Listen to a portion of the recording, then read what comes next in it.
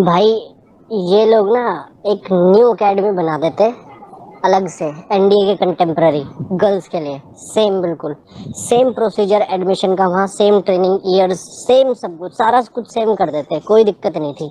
ठीक है, कोई दिक्कत नहीं होती क्योंकि वहाँ जो नई एकेडमी बनती ना उसका माहौल फिर उसी तरीके से बनता।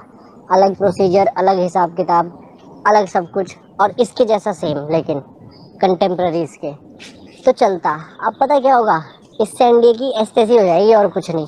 क्योंकि एनडीए जब शुरू में बना था ना, और जब शुरू में चल रहा था उस टाइम की बात ही अलग थी। अब खुद इस टाइम पर भी जब अभी तक एंट्री नहीं है तो पहले के कंपैरिजन में एनडीए के अंदर मतलब काफ़ी लिबरलिज्म थोड़ा बहुत आ गया है कि जो वहाँ के ऑफिसर्स या जो ट्रेनीज हैं उनको इस तरीके से ट्रीट नहीं किया जाता जैसे पहले किया जाता था। मेरा भाई जब एनडीए गया था ना, दूसरे दिन से उसकी ट्रेनिंग शुरू हो गई थी। तो दूसरे दिन ना एक एक पहला हफ्ता होता है हनीमून पीरियड। वो पहला हफ्ता हनीमून पीरियड का खत्म हुआ, उसके अगले दिन से ना हॉकी स्टिक तोड़ी जाती थी वहां पर। बेंड कराते थे और मार मार के इतना मारते थे कि साला हॉकी स्टिक टूट जाती थी। ठीक है, ऐसी सुताई चलती थी। और वहां कोई ऑफिसर या कोई भी ना गाली से, माँ बहन की गाली से नीचे तो बात ही नहीं करता। ठीक है, यहाँ साला लड़कियों को एक किसी ने यूं बोल दिया कि कुछ भी बोल दिया, मतलब गाली दे दी एक, साले उनके मोटे मोटे आंसू टपक जाएंगे वहीं। ठीक है, एनडीए का रूल, मतलब रूल क्या, ये ट्रेडिशन है पूरा कि कभी कोई बंदा पुटअप नहीं मारता था।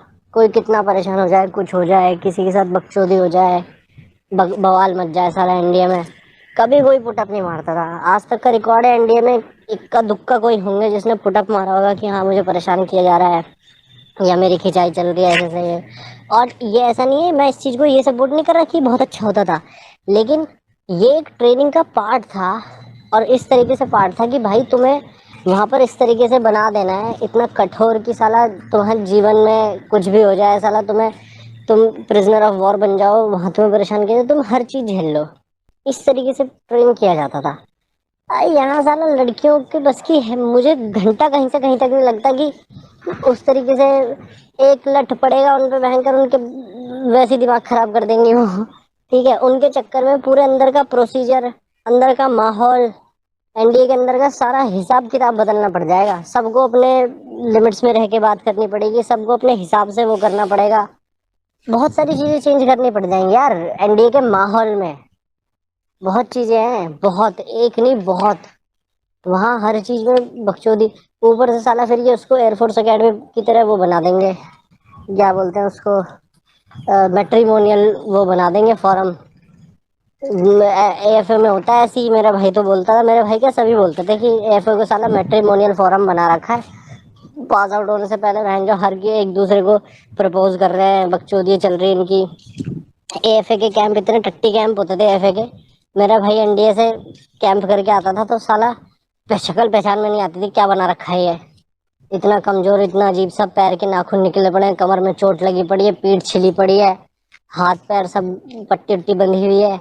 ऐसे हाल होते थे एएफए के कैंप में। भैया बता रहा था जब मैं एयरफोर्स एकेडमी में था तो कैंप में लड़के लड़की कैंपिंग होती थी, जैसे कैंप चलते हैं ना प्रॉपर, जैसे तुम कहीं वहां जाते हो, क्या बोलते हैं, ट्रैकिंग वगैरह पे, तो वहाँ कैंपिंग करते हो प्रॉपर। वहाँ बहन का लड़का लड़की आपस में मस्त फायर, बीच में आग जला रखी है, आराम से बैठे बातें छौक रहे हैं। ठीक है, तो वो चलता था सारा एयरफोर्स में, लड़के लड़की साथ में सोए हुए भयंकर, बताओ, रात में कैंपिंग में। एयरफोर्स एकेडमी में इस तरीके की कैंपिंग होती थी। तो साला वहाँ क्या ही ट्रेनिंग होगी और किसी तरीके, क्या ही तरीके से वो चलेगा। तुम कर लो, मेरे को कोई, मैं राइट्स के मामले में कभी ये नहीं बोलता कि राइट्स का वो कर दो, मैं तो खुद इस बात का वो हूँ, मतलब झंडे, झंडे बरदार, झंडा बरदार बोलते हैं ना शायद उसको हिंदी में एक शब्द। मैं तो खुद इसका झंडा बरदार हूँ कि लड़कियों को सारे राइट्स मिलने चाहिए। जब बॉयज की एंट्री है एनडीए के अंदर 12th वाले लेवल पर, 12th या 12th के बाद जो भी अटेम्प्ट, 3-4 अटेम्प्ट जब तक एज है उस तब तक मिलते हैं, तो फिर गर्ल्स को क्यों नहीं, उनको भी मिलनी चाहिए। बट मैं इस फेवर में नहीं हूँ कि उन्हें उठा के तुम एनडीए में डाल दो, उनके लिए अलग एकेडमी बना दो। ओटीए चेन्नई को, या कोई एक ओटीए जैसे बोल रहे थे शायद, कोई सी एक है अभी जो टोटली वुमेन के लिए है शायद, ना वुमेन के लिए तो नहीं है, चेन्नई वाली भी मैन एंड वुमेन दोनों के लिए। किसी एक ओटी को पकड़ के बोल दो कि भाई ये पूरा ये वुमेन की एंट्री के लिए, इसमें जैसे एनडीए में एंट्री होती है ऐसे ही वुमेन की एंट्री भी होगी। 3 साल ट्रेनिंग चलेगी, सब कुछ ये होगा, सारे रिसोर्सेज ये बकचोदी, सारे ट्रेनिंग प्रोसीजर सब कुछ ऐसे कराएंगे। ठीक है, किसको दिक्कत है, कराओ, कोई बात नहीं है। बट ये मत बोलो कि एनडीए के अंदर हम भेज देंगे। एनडीए को मैन के लिए रहने दो, जो जिसका माहौल जिसका कल्चर आज तक उस तरीके से चला है उसको क्यों छेड़ रहे हो खामा खामा। उसके कंटेम्प्रेरी दूसरा खड़ा कर दो और सेम उस पे खड़ा कर दो, मतलब सेम फाउंडेशन पे खड़ा कर दो उसको। तो क्या क्या दिक्कत है, सबके राइट्स भी बचेंगे। वुमेन के राइट्स की तो बात हो रही है कि वुमेन का राइट है कि भाई जो कोर्ट बोल रहा है, या यही सुप्रीम कोर्ट ने यही बोला है कि ये गर्ल्स के राइट के अगेंस्ट है कि उनको मेन को मौका मिल रहा है, वुमेन को नहीं मिल रहा है, ये बकैती। तो ठीक है ना, वुमेन को राइट है तो हम कर रहे हैं वुमेन के राइट की, हम भी रक्षा करना चाहते हैं, हम भी चाहते हैं कि भाई वुमेन के भी राइट्स हो, उनको भी बराबर का अधिकार मिले। तो बराबर का अधिकार दो, पर ये नहीं कि तुम किसी की उंगली फटे में टांग अड़ा दो कि जाना है एनडीए के अंदर भी घुसा दो जबरदस्ती कि हाँ जी लो लो लो, इन्हें भी भर्ती करो जबरदस्ती। यही कह रहा था बस मैं तो।